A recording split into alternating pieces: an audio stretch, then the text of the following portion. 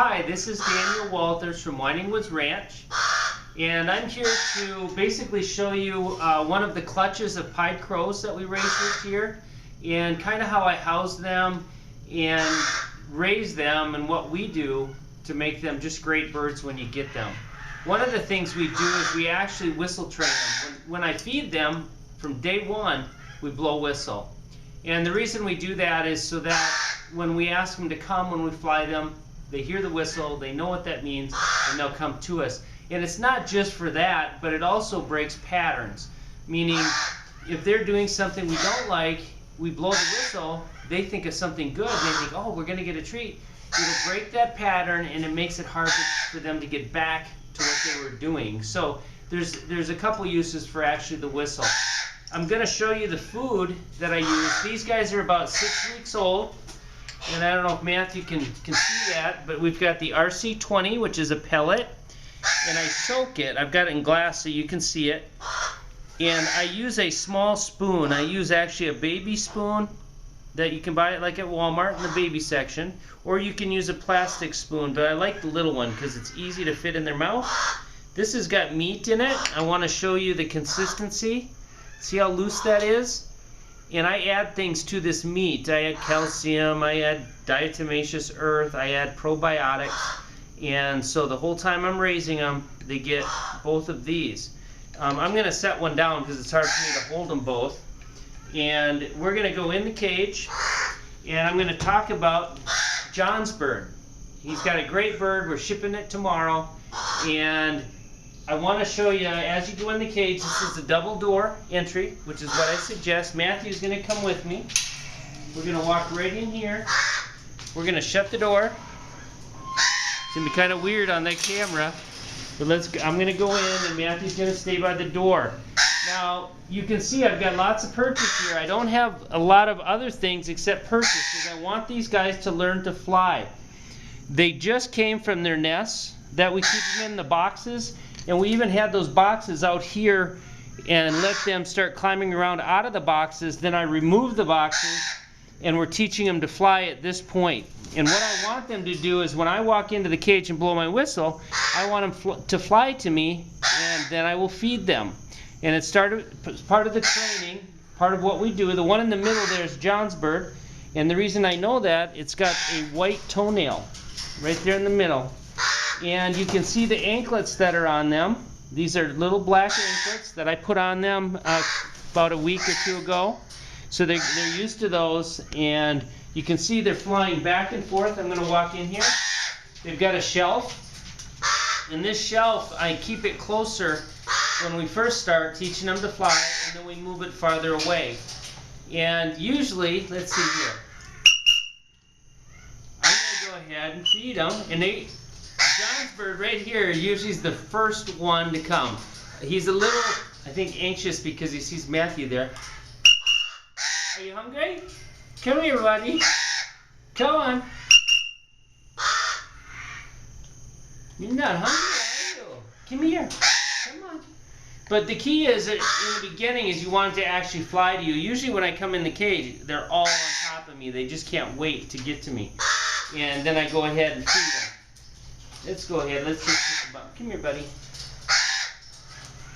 There we go. Let me show you his bird. You can see right here. You see the little white toenail. And what you want to look for when you get a pied crow is that their feathering is nice. They are young, so the feathering won't be as shiny as when they're older. But you can see there is a shine to their feathers. You can tell they've had a good diet. These guys get baths about every 2 days or so.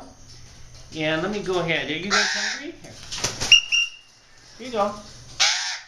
Are you hungry? Oh yeah, that's good. Here you go. Oh, gripped a little bit. See, we've got cement here underneath, so I can hose this thing down a couple times a day. Are you hungry? There you go. Oh, we're dropping.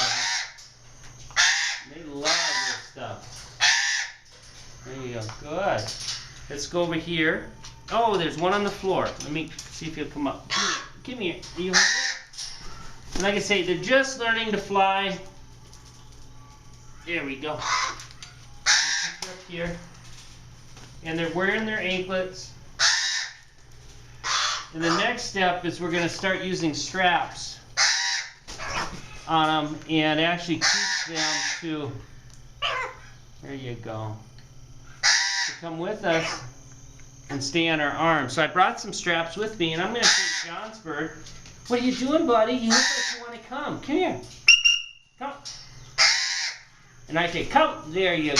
Good job, buddy. Good. Very good. Anybody else want some? Do you guys want some? Oh my gosh, this looks so good. Like I said, this is a RC20. This is the pellet. It's for ravens and crows. It's 20% protein. Look at the mess we're making. There's John's bird right here. Aren't you, buddy? Yes. Very good. There you go. And we're going to ship that bird tomorrow. I don't know what your name is. I think I'll call you Pinky because he's got that little white toenail. So let me go ahead and put the straps. Let me hand that to Matthew, that food dish. And I'm going to actually put some straps in so John can see what he needs to work on when the bird gets there and the bird starts to get settled. And we won't have all these distractions. But you're basically going to take your straps and we're going to go ahead and put them in. And when you go to put them in, it's a little awkward for the bird because it's so used to being able to get away.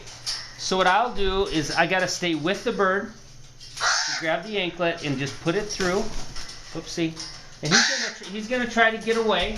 And in the beginning, we're actually gonna hold him still. I want him to stay here. If he gets away, he gets a release of pressure, and then pretty soon he'll start getting away all the time. I put it through the one, and I'm hanging on to it. I want to finish it. I put a knot on the inside right here. I put a knot there so it stays put. Then I can let go. Good. Good boy. Good boy. Now I'm going to take the other one. Like I said, I just want to show you, we show this in one of our training videos, the correct way to do this. One that we just finished up with a bird that I trained for a customer. We want to stay with him. We want to hang on to him. He wants to get away. And naturally, if he was scared or something was happening, he would try to get away. We want to hold him here gently. And we wait until they're this age to start doing this because I want their legs to develop and I want everything to be really good. Now he's got his straps on. And you can let him walk around in them, get a little bit used to them. But this is what you want to do. You want to put the straps on and then you want to teach him to step up. And he's had them on today. We went to the vet, had his checkup, and he did really good. So you grab the straps, real awkward in the beginning, and just get him up on your hand. There we go. You turn him, and it's going to be awkward in the beginning. He's going to try to get away. If he does, he might fall down. You just put him back up and hold him right here. Good. Good boy. And just get him to stand up on your arm. He's got to relax. You see how he's balling his foot up? You want him to relax. Hang on. Hang on. These are shock cords, so they give, these stretch. They'll double in length, so it's real easy on his legs. There we go. And just teach him to sit here. I like them with their foot here and my hand on their foot in the beginning. Good boy. I know, it's a little scary, isn't it? It's a little scary. So anyway, John, we just wanted you to see your pied crow. We'll ship him tomorrow. And this is the first step. Getting these anklets on, putting these straps in, and then we hook it to our leash. And then start taking him out and start your training. So I'm excited for you. I think it's a great bird. And you let me know what you end up naming him, what his name is.